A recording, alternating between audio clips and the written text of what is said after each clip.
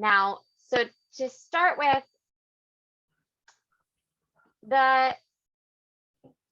this book, I read this book in preparation, and I've been reading some of Joseph Telushkin's book also by a similar name, Jewish Humor.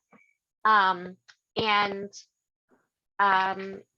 it starts off with the caveat that trying to dissect Jewish humor, or like get to the source of where Jewish comedy comes from, it's a little like trying to explain a joke, and that like in the process you kind of kill it all. But we're gonna try our best.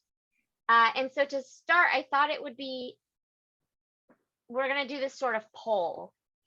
All right, so here, go to on a, if you have a secondary device, a smartphone, something, go to menti.com. I can put that in the chat as well, and use the code 91573667. And then just answer the question. What comes to mind when I say Jewish humor? 9157. Whoops. 57. Menti.com. Now what's the code? 9157. Okay. 3667. What comes to mind when I say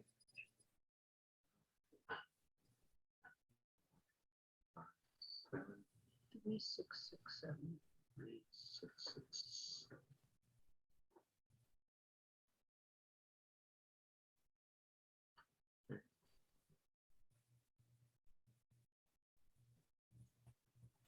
Enter a word.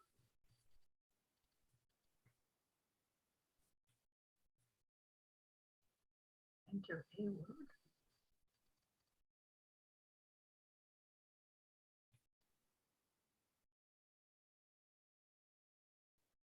answer all three? You don't have to. You can put one word in, but if you want 3 words, wait, and then Roman.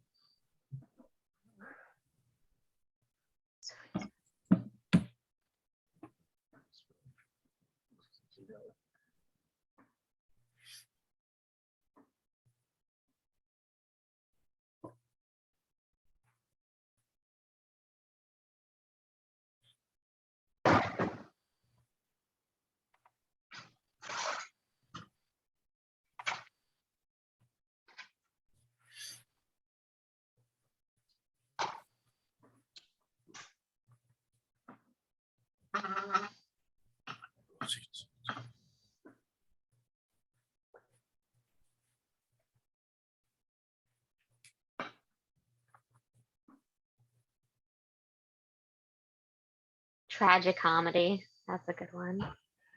Groaner. That's good. Something that I never partake in. Groaning or telling groaners? Telling groaners. Yeah, okay. My daughter often rolls her eyes and says, "Oh, Dad." All daughters do that. Mhm. No matter what you say. Yeah. All right. Is that Jewish comedy? That's Jewish comedy. There we go. We solved it. Class dismissed. No. Okay.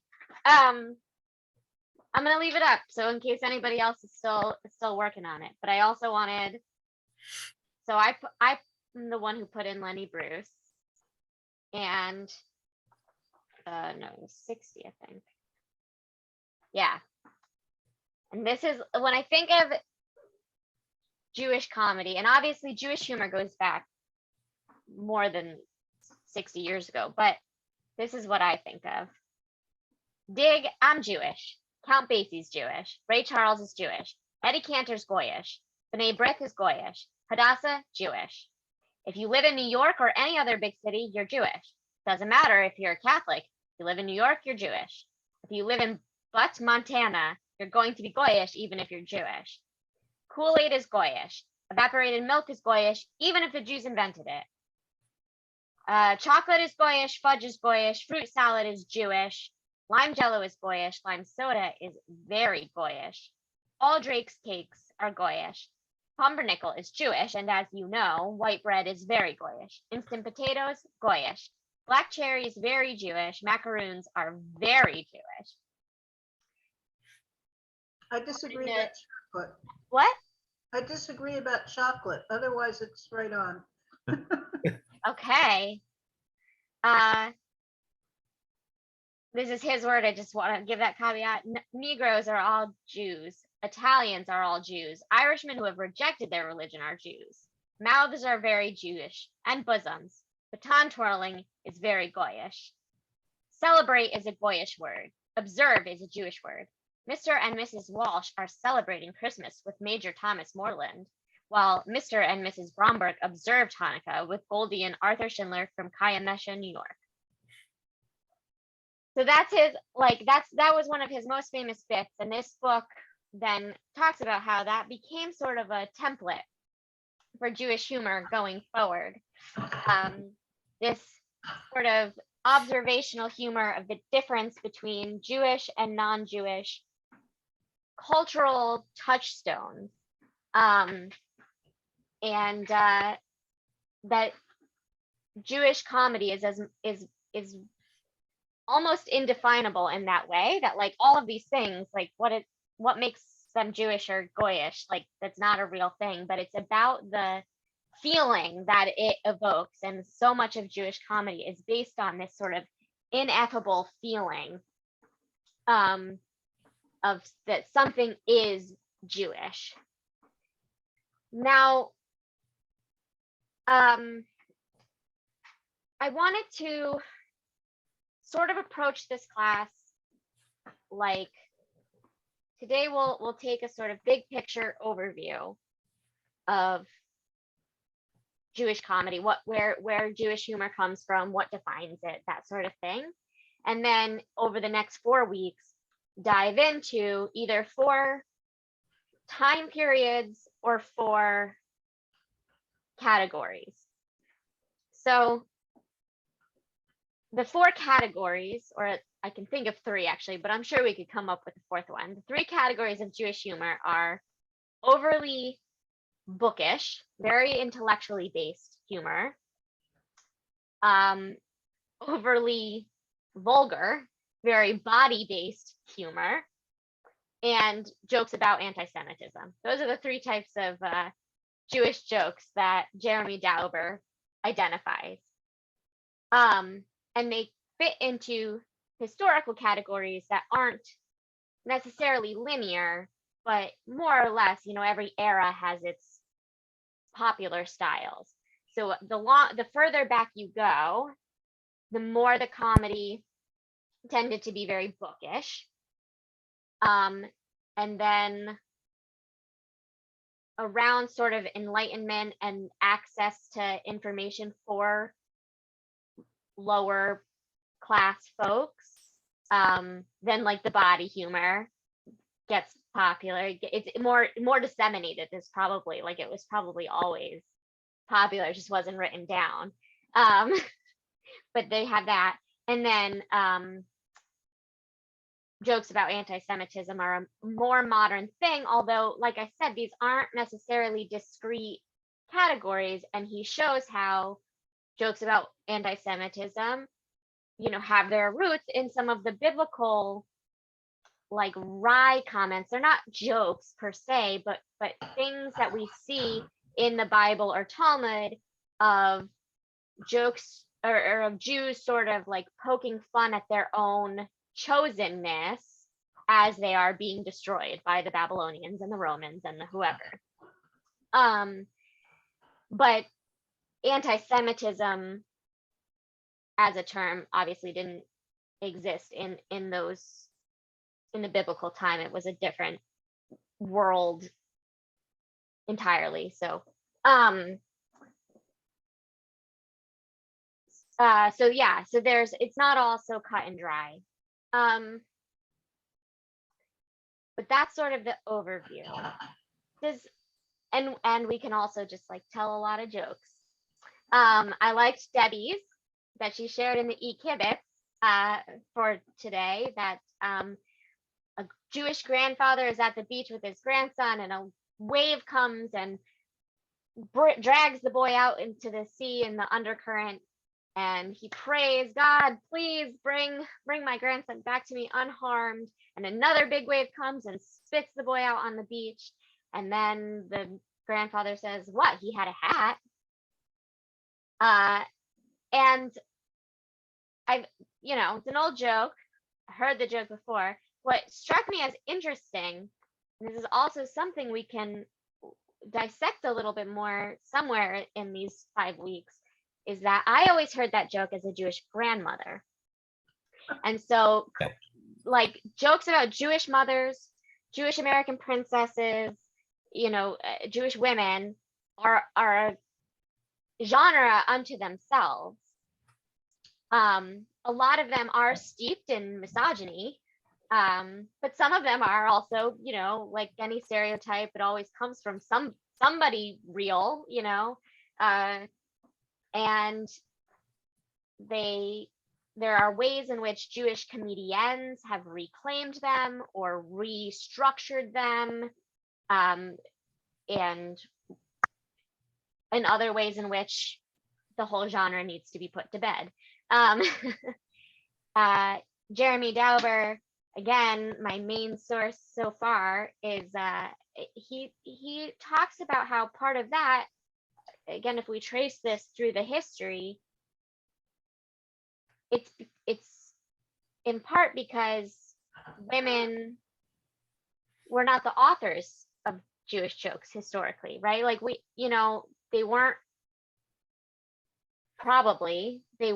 didn't have a hand in writing the Bible or the Talmud, but there are women in the Bible and the Talmud, and the way that they are discussed, a lot of it has to do with, and a lot of, not just the way that they are discussed writ large, but in this realm of comedic phrasing. Like, not everything in the Bible, and as he says, capital N, capital F, is not funny. He writes it with, but there are parts of it that are clearly meant to be like a little tongue-in-cheek, like self-aware, and so that's where the bookishness comes in as well, of course, because like you have to know to read that, but it specifically as well with the women's jokes, because they're not really jokes per se, but the way that the women are sometimes written is clearly meant to poke fun at men's own fears of women's power in that time. It's a huge factor in Purim. The Book of Esther gets a mention, like a whole paragraph at least, in every single chapter of Jewish comedy, a serious history. Partly because it is, like, so on its face a farce. Like, we know, I mean, the ancient rabbis tried to obscure it a little bit because it was canonized and they wanted to make sure it was held as sacred. But it also, like, since pretty early on, Purim has been celebrated as a carnival, as a inversion of regular social norms of a time to be silly and play like that. So the book is meant to be a political farce, a comedy of errors, whatever. But so much of it plays on men's anxiety of women's power. We see it with the character of Vashti. We see it with Haman's wife, who does get a name, but I can't remember what it is, because she's such a like throwaway character, really, and especially how we summarize the book. She often doesn't get into the summaries or the kids' versions or whatever, but in the biblical text, she tells Haman, like, this is a silly endeavor, you're not going to succeed, the Jews always win. And like, she's right in the end. So there's like that piece too of her sort of prophetic awareness of the situation. And then of course Esther being ultimately powerful and the heroine of the story, but like powerful in her passivity and, being the perfect wife and queen for Ahasuerus. So there's a lot of that kind of early groundwork then is what gave way to then the more modern Jewish mother jokes and such, which really didn't come about until, as we know them, didn't come about until like Enlightenment and like pretty modern, really. I mean, modern, like we're still talking 300-400 years, but like in the scope of Jewish history, it's a pretty modern envisioning of Jewish motherhood or Jewish womanhood, that a Jewish mother is overbearing and whatever. It especially then was played up because in the Victorian era, and even a little bit before, but like big time in Western Europe in the 19th, early 20th century, Jews were depicted as like reversed gender norms. Like Jewish men were very feminized. They were often diagnosed with hysteria, which is, first of all, not real. And second of all, like hysterectomy, like it has to do with having a uterus. Like, so that was ascribed to Jewish men. And then meanwhile, that Jewish women were overbearing. And so the self-deprecating Jewish jokes on that topic was a way of reclaiming that. And that's something also we just see a lot of, the jokes about anti-Semitism, the jokes, the self-deprecating jokes, these things, so much of it is coping mechanism.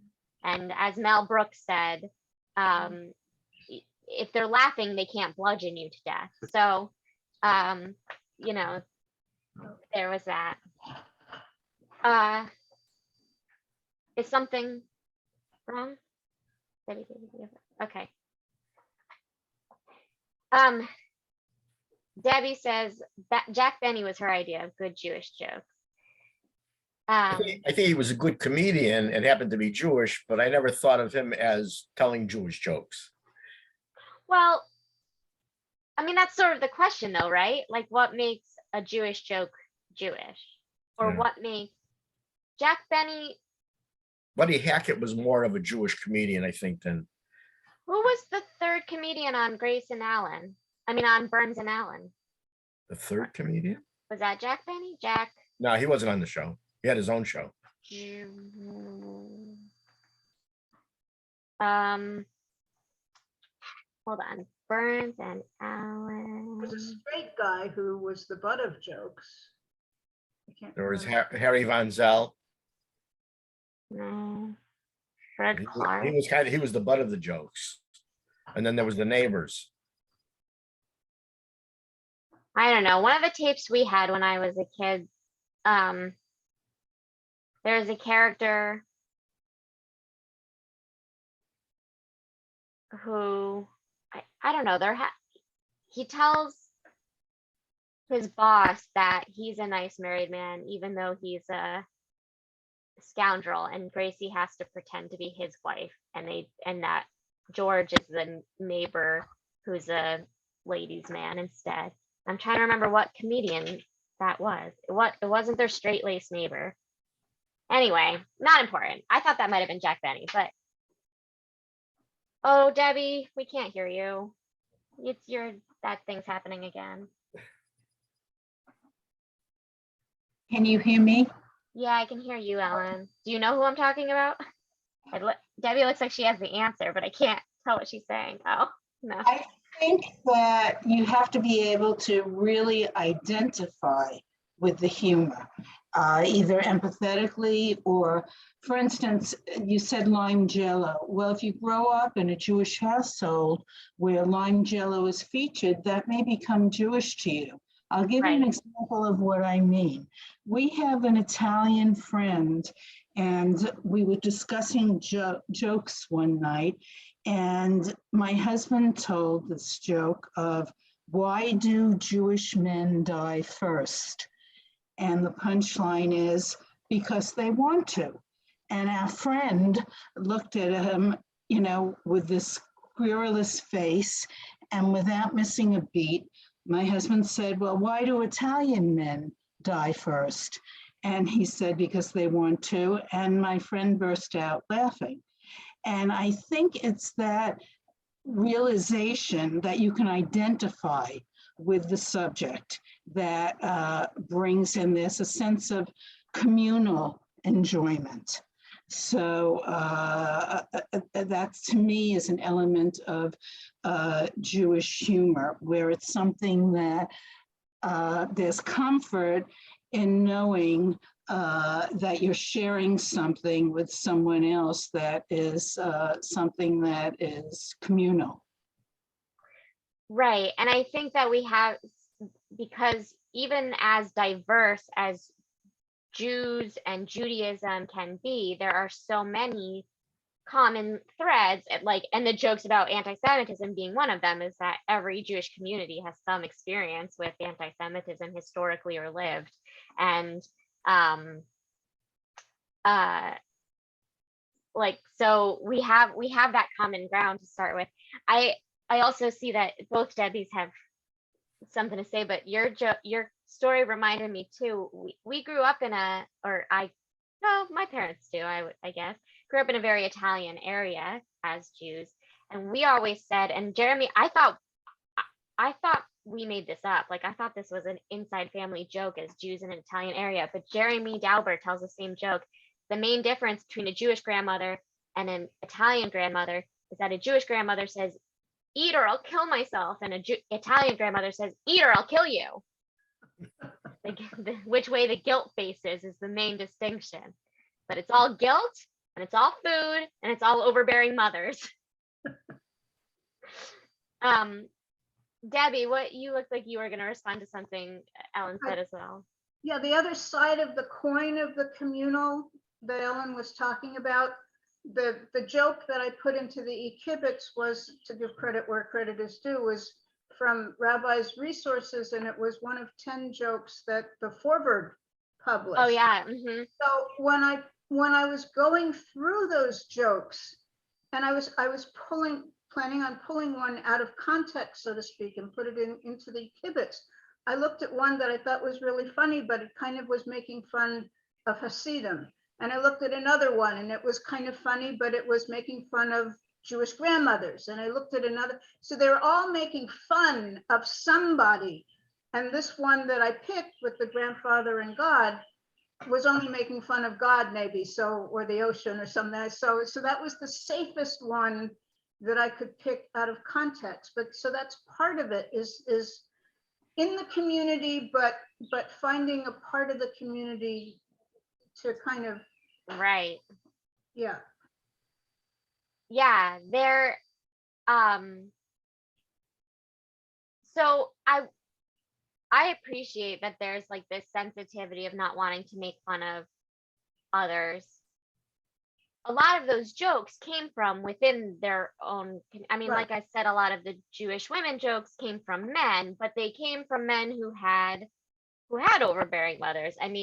There's a section too in the chapter about the mother jokes and about their sort of misogynist origin. Then there's also the reality of it too, that Norman Lear's mother, I can't find the exact quote now, but he when he was being honored at the inaugural TV Hall of Fame, Norman Lear's mother said, well, if that's what they want to do, who am I to disagree? So there's always been that sort of oh, they're never happy. A rabbi or a mom gives her Jewish son 2 ties. He comes down the next morning wearing one of the ties, and she says, what, you didn't like the other one?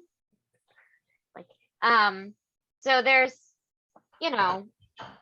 they are self-deprecating. And Freud wrote a book, which I haven't read. I know about it really from preparing for this, although I've read some of his other stuff on Jewish neuroses. but yeah, Jews and their jokes or something, Jews and their humor, about like there's never been another community like in recorded history that makes fun of itself so much. Was it So Abraham that said, "Take my wife, please"? yeah, sure. So anyway, they look like they're making fun of specific parts, but like the Hasidim made fun of themselves a lot, you know, and it starts with in the early 18th century with the split off, and the other Orthodox, the more dour ones are making fun of the Hasidic ones for being foolish, and the Hasidic ones are making fun of them for being boring. And then they like sort of become really self-aware, and this group starts to get more funny.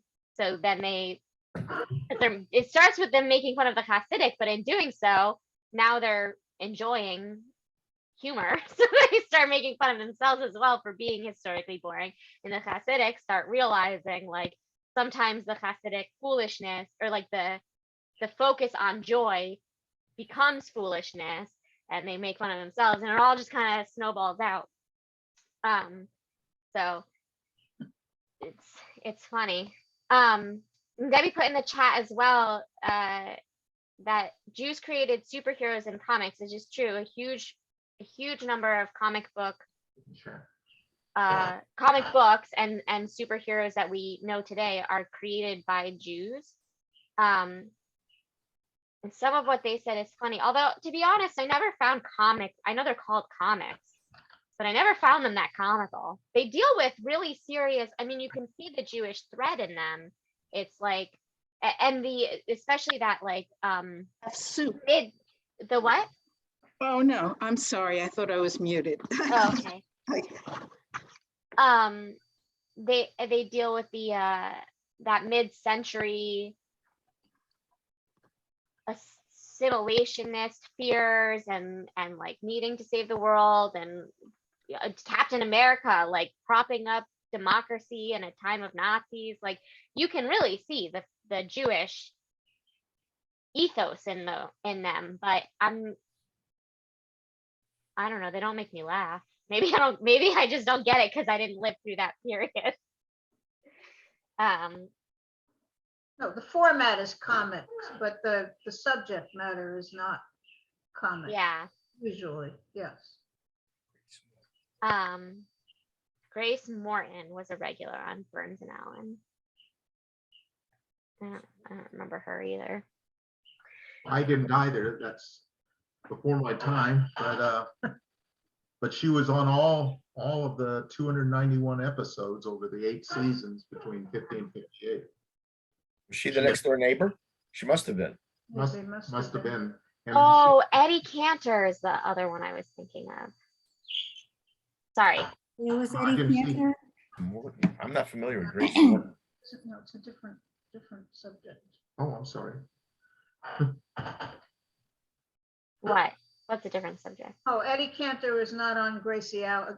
No, he was. Oh, He was on their radio show. Oh, That's the character I think I was thinking of that has we had a cassette tape when I was a kid that I listened to Okay. all the time of one of their radio plays. I think it was Eddie Cantor. Anyway, Wednesday at 8 o'clock on TCM, there'll be a documentary about Al Hirschfield. okay.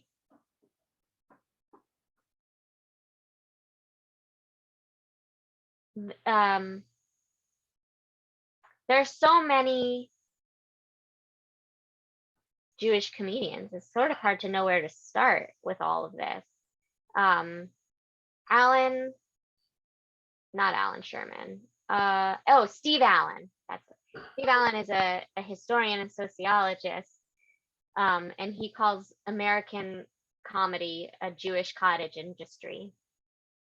And I really liked that. And I think so much of when we think about Jewish humor, we think about how much Jews have influenced American comedy and media in our lives. But what I find super interesting is tracing that thread back. So I had a teacher in rabbinical school. One of my Talmud teachers said that Jews invented sarcasm because you can see it in the Talmud and you don't really see it in other ancient writings. Not to say that they literally invented it. Who knows what was spoken, but they write it a lot. There's a lot of like in the argumentation in the Talmud, one rabbi says to the other, like, what are you, stupid? What, you think you know? Or so and so said one thing, but then he did another to this other rabbi. And why did he do that if it goes against what he said? Well, that other rabbi doesn't really matter to him, so he didn't have to follow the rules. Like that kind of stuff. So it clearly goes back beyond 20th century America. But the thing that gets difficult is tracing it all the way through, is finding those threads that take us from the sarcasm of the Talmud to Burns and Allen and Jack Benny and Alan Sherman and all of these people that we think of as like inventing American comedy that happen to be Jews. Mel Brooks, Was Jack Benny, was he Jewish? yes, He was Oh, one yeah. of my favorites. yeah. Blanche Morton was the neighbor to George and Gracie. Her real name was B. Benaderet. Benaderet. Is that Jewish? I don't think so, but it wasn't Grace Morton. It was, her name was Blanche Morton as the character. That's right. Yeah. She was also the voice of Betty on the Flintstones. I think so, Well, yeah, that's fun. yeah. B. Benaderet was also in the Beverly Hillbillies, and there was another show she was the star of. She did a lot of stuff on TV. Petticoat Junction, I think. Yeah. Oh no.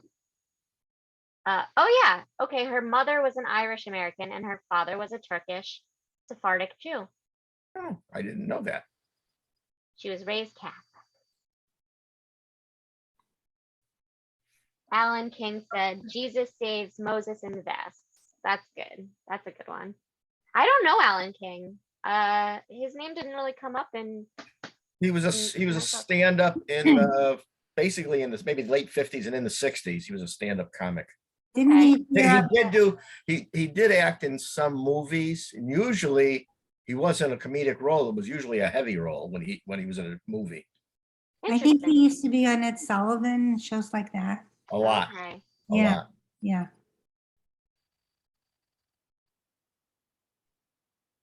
Huh. And of course, Alan Sherman. Right. Alan Sherman, I know. He did the songs. Yep. Hello, mother. Hello, father. Yeah. I was a little kid when we visited my grandmother every Sunday and watched Ed Sullivan with her. Ed Sullivan wasn't Jewish though, right? No. Yes, sir. Ed Sullivan. So I also wanted to share these rules from the introduction of like what makes Jewish jokes Jewish. Wait, that's not the section I wanted.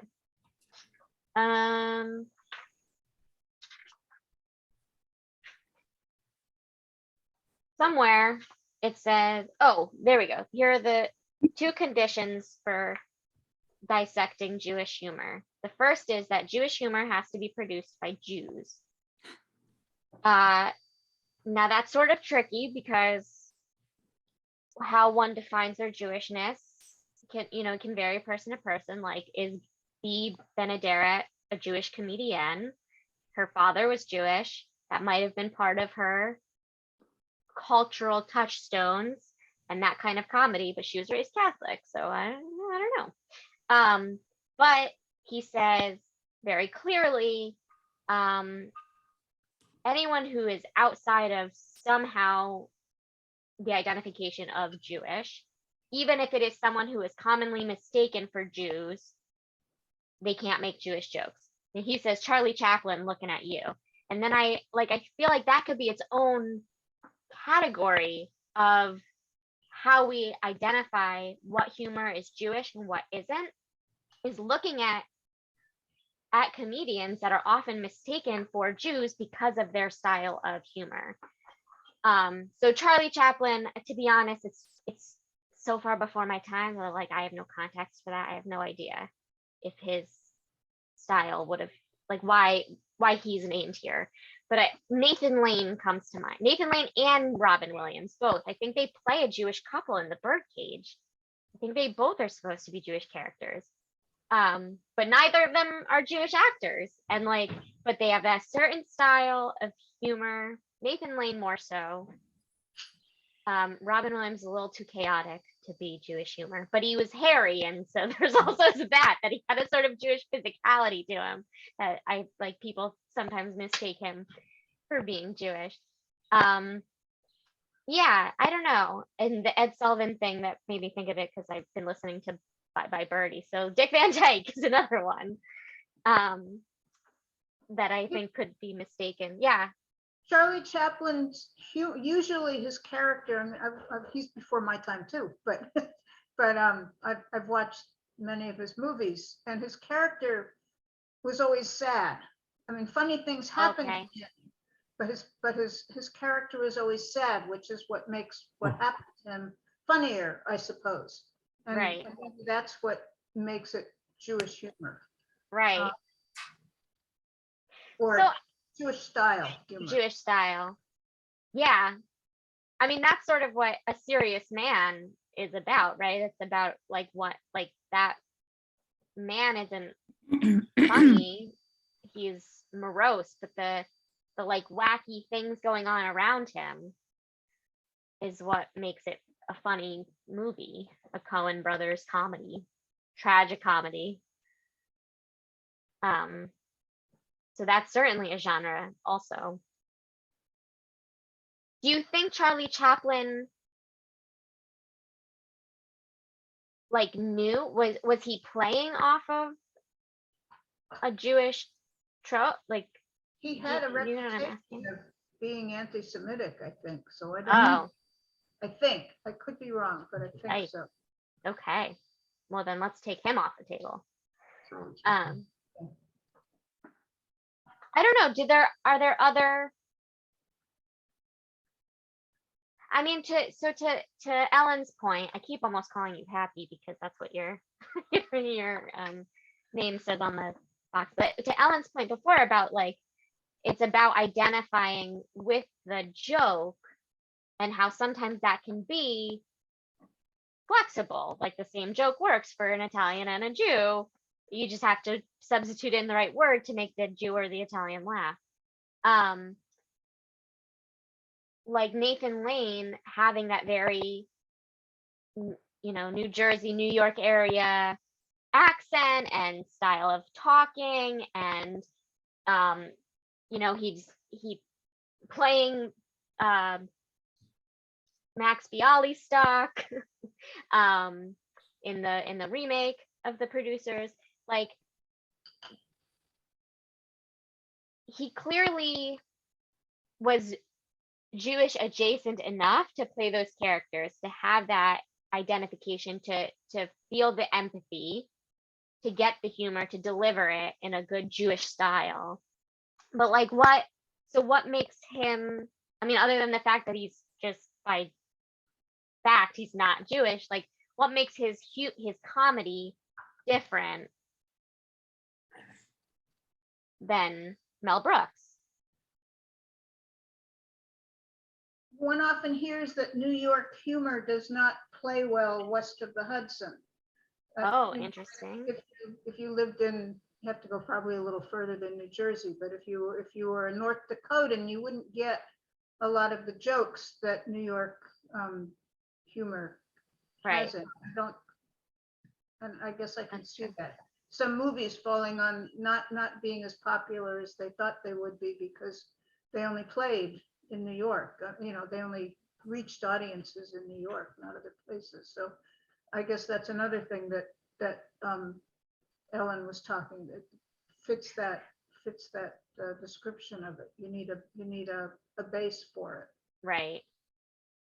When my mother-in-law saw Anthony Newley, I don't know how many of you remember him, but he started his show in Las Vegas. The very first thing he said when he came out is, "I'm Jewish."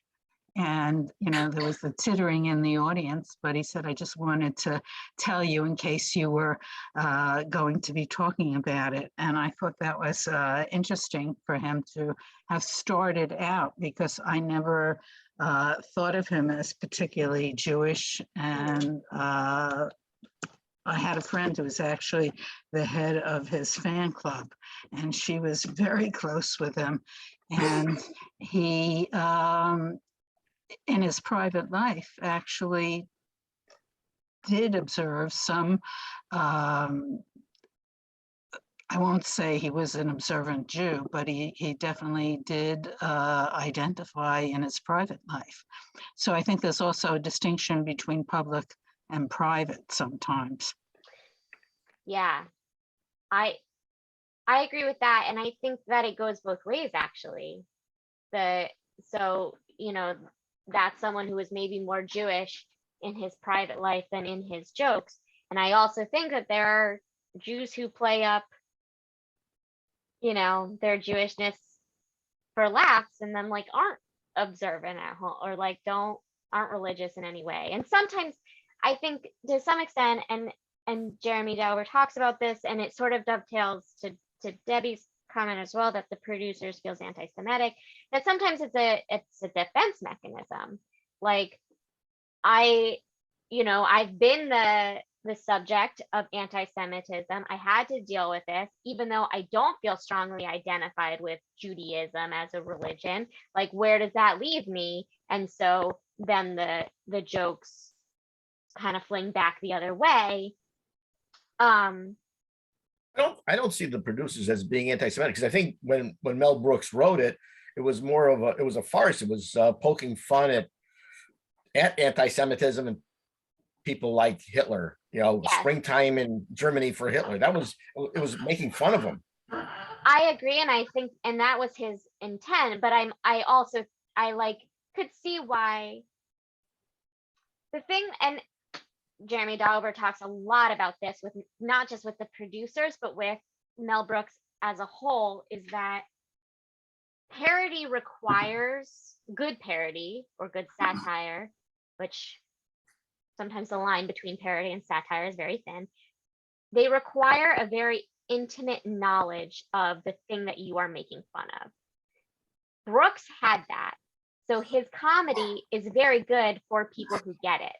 But again, if you're outside of that bubble, and the success of the producers then makes it accessible to people who don't get it, and then all they see is Springtime for Hitler in Germany, and it's silly and it's funny, but the power of it is only powerful to Jews. It was such an intra joke that then made it to such a big audience that I don't think he intended. He didn't think it was going to be that popular. He had his own sort of Bialystok and Bloom moment with that show. Not that he intended for it to be a flop and to collect insurance money on it or whatever, but that he thought it was going to be a lot of his other stuff. What else was that successful, really? Brooks was, I think he was, of all the comedians, and especially writers, to me, Mel Brooks was one of the greatest geniuses in comedic writing. When I think of Blazing Saddles, which I don't even know if you can watch that anymore because it's so offensive, but there's the scene with the Indians, the Native Americans on their horses, speaking Yiddish to each other. Right. I think I was the only one in the theater that laughed, but it just cracked me up. Yes. And then Sasha Baron Cohen is the sort of intellectual successor to that. And Mel Brooks has a lot of intellectual successors because he had so many different styles. There was the intellectual, there was the body humor. Blazing Saddles also has the scene with all the cowboys farting. Yeah.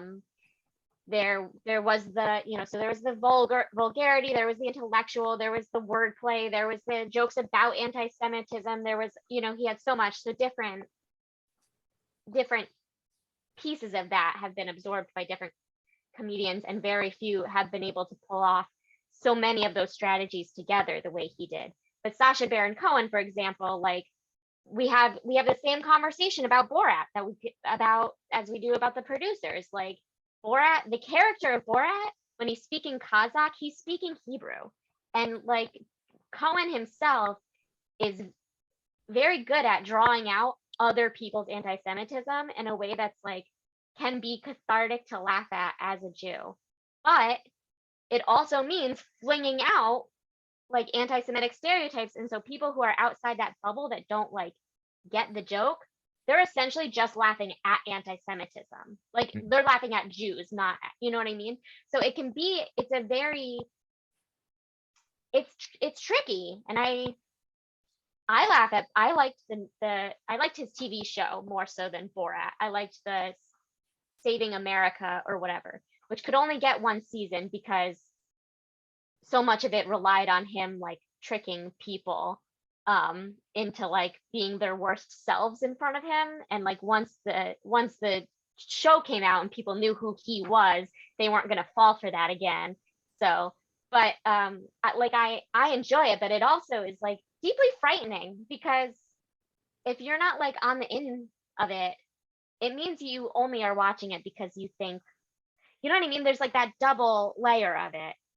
And so like that's scary. I had a question Yeah. talking about intellectual successors to Mel Brooks. So does Yeah. anybody watch Larry David, Curb Your Enthusiasm? Sometimes, but he's another one. Yeah, I mean, for sure. He really goes over the edge a lot, especially like with Holocaust survivors. I don't know if anyone saw the last episode, the finale of the last season. Is that the one where they're gonna get two survivors together and it turns out this one is from the show Survivor? Yeah, that was one. But Okay. then the most recent one, which ended the last season, it's a very complex, has many threads and themes, but one of the threads is Larry's seeing a speaker at one of the Holocaust museums in Los Angeles, and he gets caught in a rainstorm. He had to lose his shoes because he stepped in something, and there's a pile of shoes of Holocaust survivors. You know what's going on. Oh no. Oh yes. Oh yes. What show is that, Jean? I missed it. Curb Your Enthusiasm. Ah, okay. And then it turns out that the shoes belong to, he's seeing this horrible woman who's played by Tracy Ullman, who was absolutely hysterical. And it turns out that the shoes belong to her grandfather. Oh my God.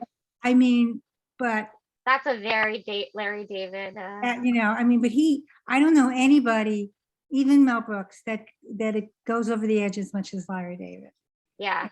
My favorite Larry David line is when, again, on that show, when someone accuses him of being a self-hating Jew, and he says, "Listen, I hate myself, but it's not because I'm Jewish."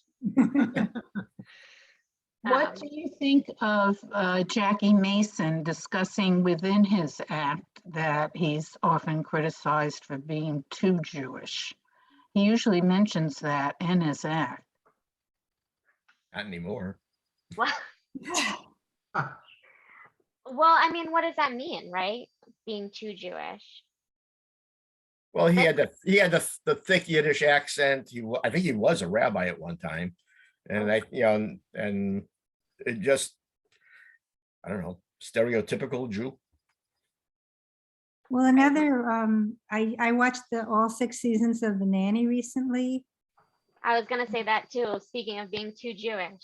And I know she was accused of being too, I found that show like totally hilarious, especially her mother, who was kind of stereotypical in a lot of ways, but was one of the funniest shows I've ever seen. But again, her accent, and a lot of that was not just Jewish. Fran had this nasal. Right. But that was one of the funniest shows I've ever seen. I don't love The Nanny personally, but I have respect for Fran Drescher for that role and as a Jewish comedian, because around the same time, like she and Seinfeld are both playing sort of exaggerated versions of themselves. But whereas Seinfeld exaggerates more the comedian, which he wasn't really that successful as a stand-up comedian until he had his own show. But anyway, so that his TV show plays up or exaggerates his, his social life and his comedic life, but downplays his Jewishness and strips away the Jewishness of every other character on that show, even though every actor on that show is Jewish, versus Fran Drescher saying, no, we're going to make it more Jewish and more in your face and juxtapose it with these like waspiest actors, British people we can find. So, there was sort of a trailblazing aspect to that on getting real Jews on TV. There were lots of Jews on TV, but not necessarily being so Jewish. But there was in the Nanny, she grew up across the street from me. Oh, really? She went to my junior high and stuff. My mother's friend babysat her. So there's a lot of the things they show in the show, like when they show the synagogue, it was like in my neighborhood. Oh, wow. Whatever references I really get, but there was so much Yiddish. Yes. In that show, really amazing amount of Yiddish for that time. Yeah, exactly. Trailblazing. Yeah, trailblazing. Well, yeah, sorry. The kind of irony, I guess, or sarcasm, I'm not sure what the right word would be, that, for instance, the producers, I mean, that's one of the things that makes a good comedian is their sense of timing and their delivery. And I guess if it's not done correctly, then the anti-Semitism could become anti-Semitism. Right. If you do it correctly. Yes, exactly. Timing is everything and audience is everything. I find this too with South Park. I enjoyed a certain number of seasons and it played a lot on anti-Semitic jokes. It played a lot on offensive jokes against everyone, which is kind of why it was like, well, they're making fun of everyone. And even when they touch a nerve for me, like, it's not fair for me to get offended if I'm going to laugh at this other thing that like doesn't affect me. And the creators are Jewish. I don't know how Jewish the whole writing team is, but at least the main creator was. But then you started seeing those lines, those jokes in the mouths of actual anti-Semites, and I was like, oh, you don't like actually get the joke, the meta joke here. And so then it's like, well, now it's just irresponsible for Jews to be putting this out there. So, it's a fine line. It's about knowing your timing and knowing your audience, and it can be tricky. There's a bit in here, a story in here as well, speaking of timing, less so about anti-Semitism, but Gilbert Gottfried, who is known for crossing the line often, and he honestly, is he actually funny or he just has a funny voice? I've never been really clear on why he's considered a good comedian. But he went to a Comedy Central roast for somebody, in January 2002, and he made a joke about his flight being delayed into the Empire State Building, and that did not play well in a New York comedy club in early 2002. And meanwhile, all the other comedians were, it's a comedy roast. They're digging in at whoever they were roasting, and it's mean and it's whatever. But timing is everything. And you tell that joke too soon. To be honest, I think that joke still probably wouldn't play very well today, but it might be less. You might get a soft chuckle from a room full of edgy comedians, but at that time, even the other edgy comedians were booed him off the stage. So yeah, time, it's important. People would let it pass now, I think. Yeah, I don't long, but yeah. So yeah, there's so much here to talk about. We have 4 more weeks to dive in.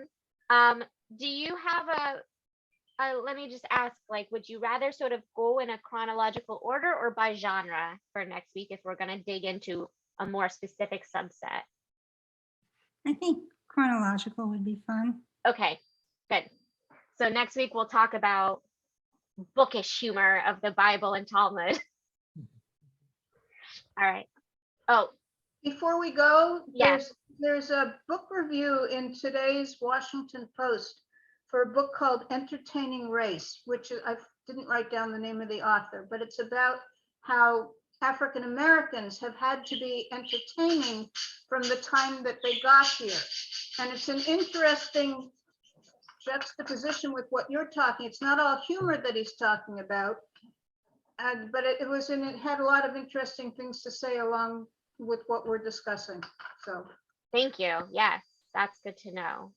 And we'll talk a little bit about now we're going to go in chronological, so it'll be probably toward the end of the month, but about the relationship between Jewish humor and Black entertainers, Jewish traditions of blackface, and how all minority cultures have their own subset of that sort of coping mechanism humor that we think of as so Jewish, but it's only because we don't understand the in jokes of the other communities, but everybody's got them. Yeah. So we'll keep moving forward with this. Thank you all. This has been a lovely hour, and I'll see you next week. Take care. Bye. Bye.